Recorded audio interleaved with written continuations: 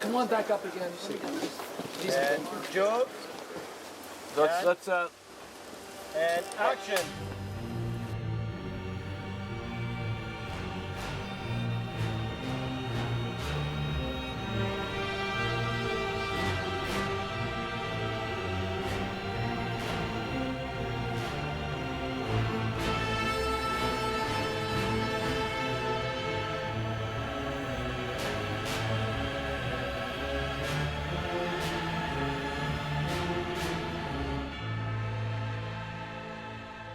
Horns is kind of like a love story disguised as a horror story. Ig is perhaps falsely accused of murdering his girlfriend when we meet him at the start of the film. Despite being known by the whole town, nobody believes that he's innocent, really. He's being hounded by journalists and protesters who are accusing him of killing his girlfriend. What does it feel like to get away with murder? Commandant, to save your soul! I should ask the devil to punish whoever killed her.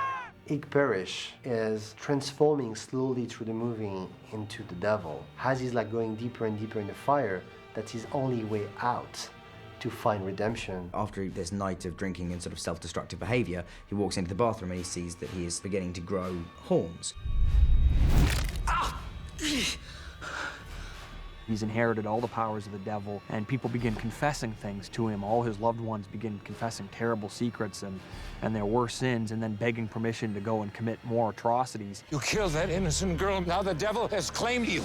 He didn't kill her father, and now people are telling me all these things I don't want to hear. I'm so bad, I'm bad. I'm pretty enough to be on TV, right? He realizes that he can use this power to find out who really killed his girlfriend. It's almost like reading a book of her life and Ig's opening the pages.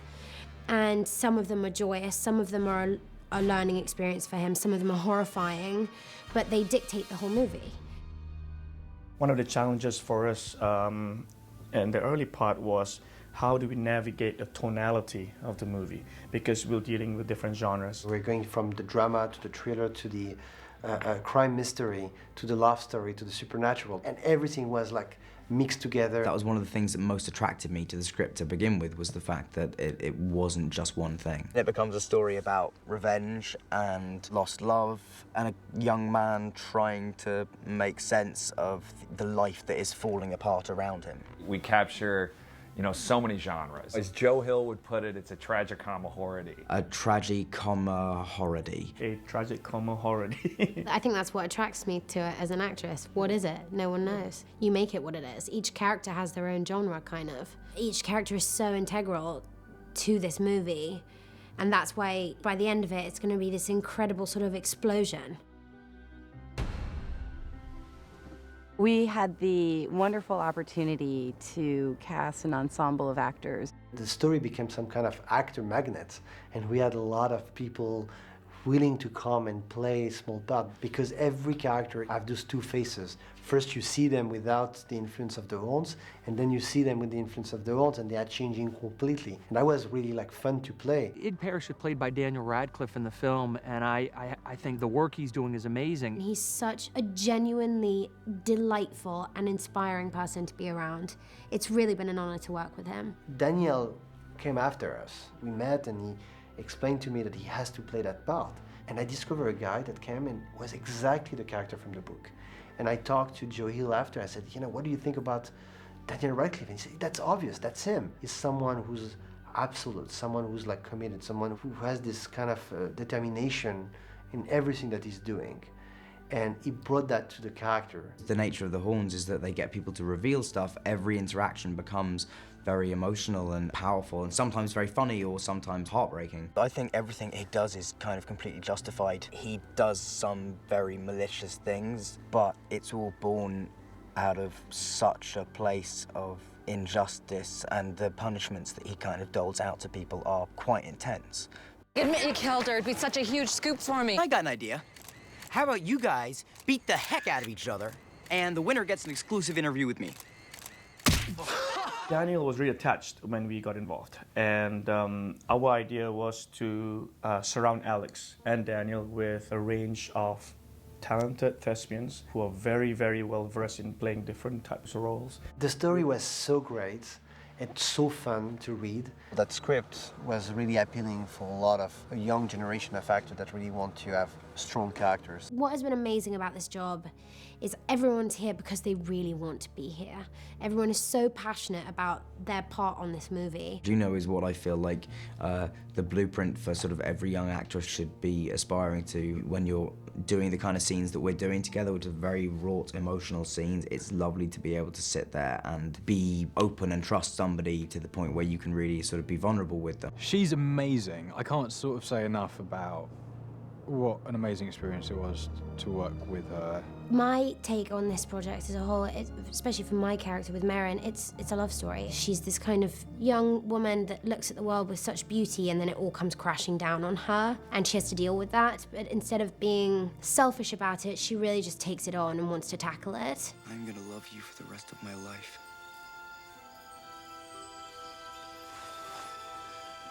Just love me for the rest of mine.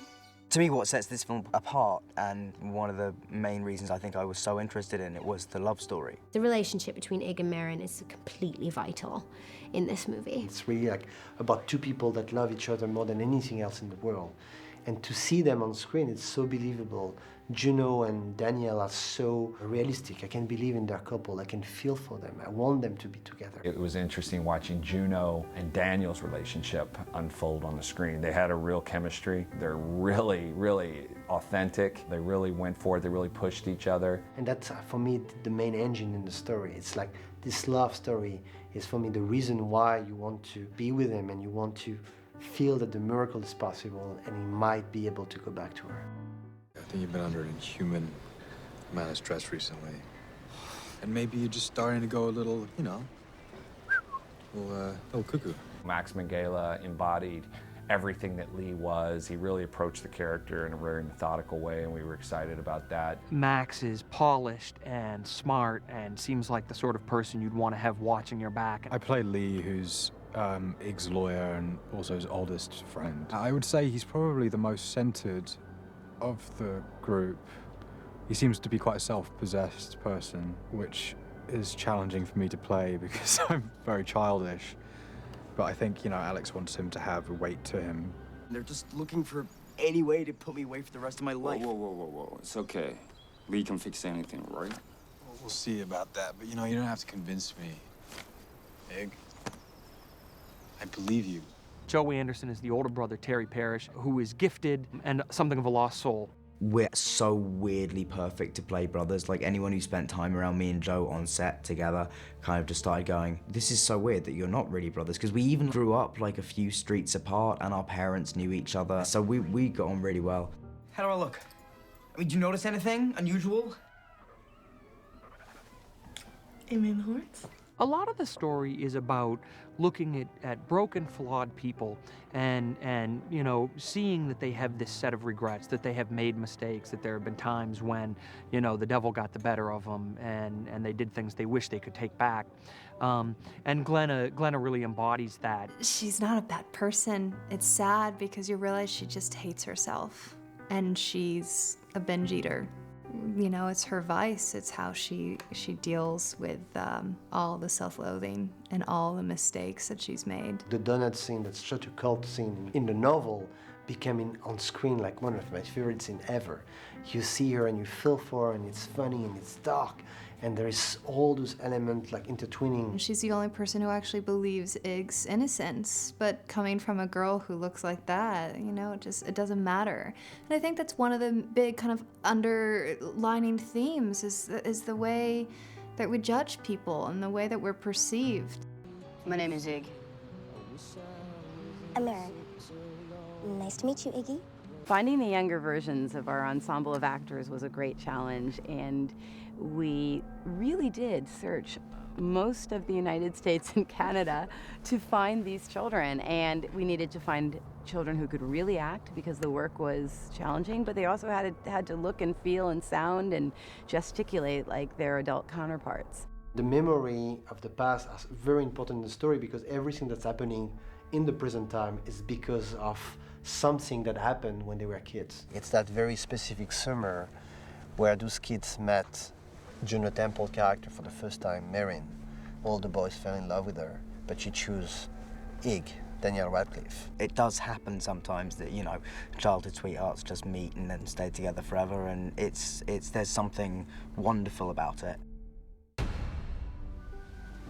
Joe Hill is a very, very talented young American writer. He happens to also be the son of Stephen King, but he's someone who has such a unique voice.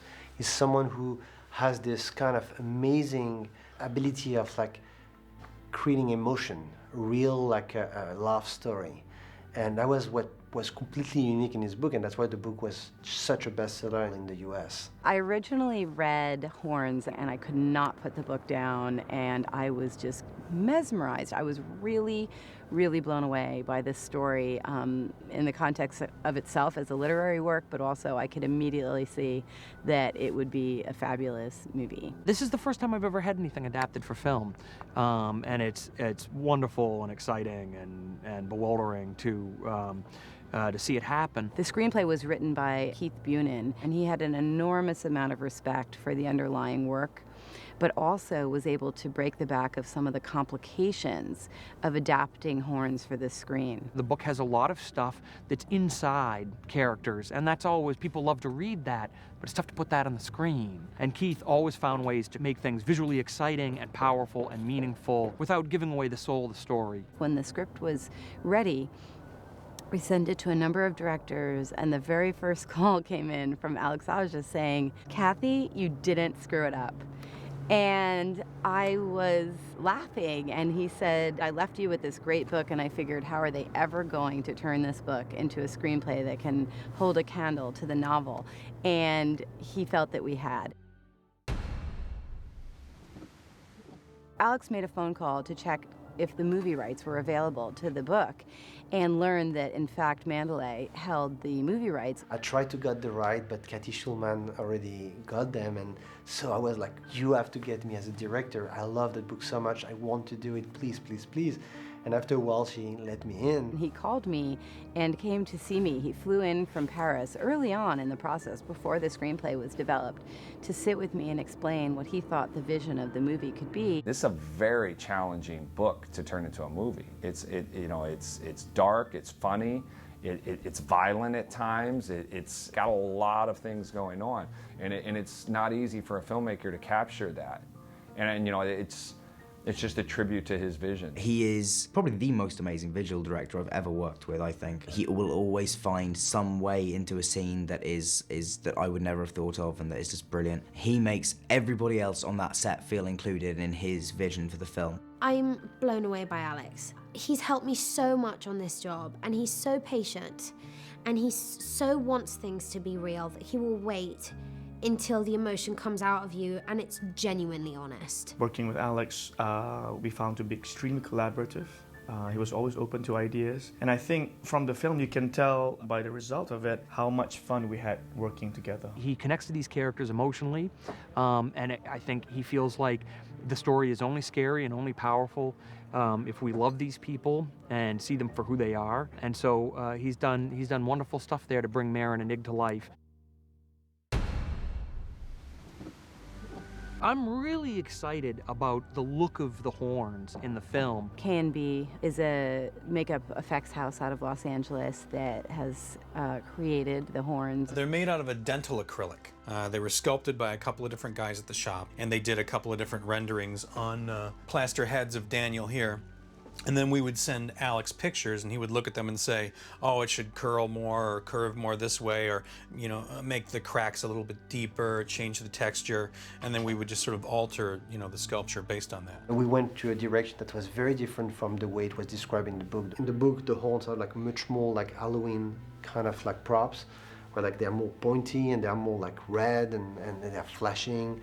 And I wanted to go with a more like natural, realistic approach. I just think it was really important for Alex to capture something that audiences would buy into, that looked real, that looked animalistic, that was primal. We put them on these rigs, so that just works very simply.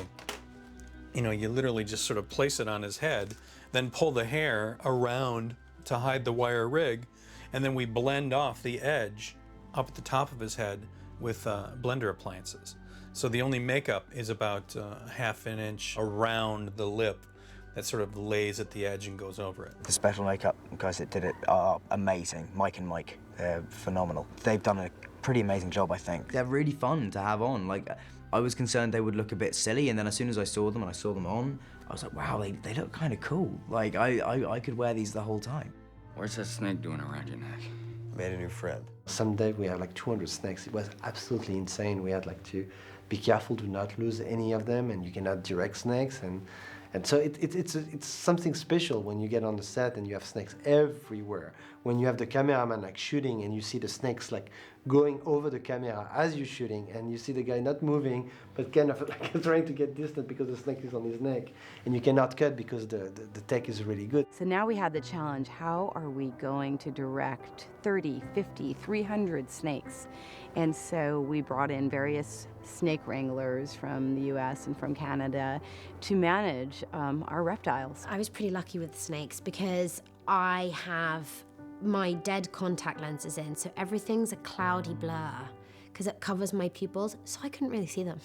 And to see Daniel, who's such an amazing actor, playing with the snakes around his neck for half of the movie, that's a real snake. And the snake doesn't care if you say action or cut. The snake is just living his life. And that's very funny to see how an actor has to adapt around the snakes. He's trying to work from what the snake does and react to the snake in the way that he would to another actor. And instead of letting the snake be a distraction, he's just including it as a character in the various scenes. Princess Leia was the name of my snake, who was wrapped around me, this 6-foot-long Burmese python. I really enjoyed her. I actually thought she was quite sweet. Towards the end, I'm probably totally projecting human emotions, but I thought she was becoming kind of affectionate and liked me. He'll go through an entire scene that takes 30 or 40 seconds, then he'll stand up and finish the climactic bit of the scene, and that's when her head comes rising up over his shoulder like that. You're just like, did she plan it that way?